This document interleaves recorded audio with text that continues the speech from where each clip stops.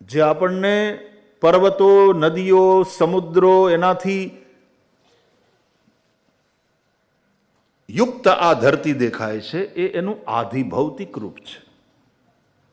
Again પાછા ત્રણ aspect: આધિભૌતિક, આધિદૈવિક, આધ્યાત્મિક. તો એ ધરતીનું આધિભૌતિક રૂપ છે.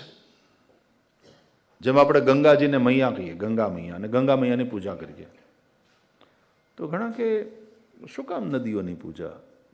That is what Hinduism is. We worship rivers. આપણે કહીએ છીએ મધર અર્થ. અરે આપણે છોડમાં રણછોડને જોવાવાળા, કારણ કે છોડ વધે છે. પાનખરમાં એના પાંદડા ખરી જાય છે, પાછી નવી કૂંપળો ફૂટે છે, આખું ઝાડ પાછું હર્યું ભર્યું થઈ જાય છે. જો જડ હોય તો એવું થાય.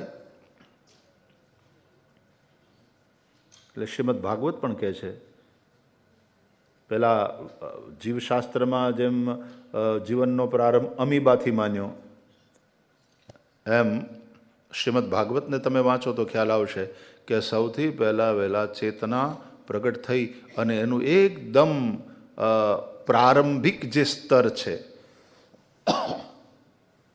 એ છે વૃક્ષ. એટલે વૃક્ષમાં પણ જીવ છે એવું ભારતના વૈજ્ઞાનિકે દુનિયાને પણ પ્રયોગ દ્વારા સિદ્ધ કરીને બતાવ્યું. બાકી સ્ક્રિપ્ચર્સમાં હજારો વર્ષો પહેલાથી લખાયું છે. અને એટલા માટે છોડમાં પણ રણછોડ છે.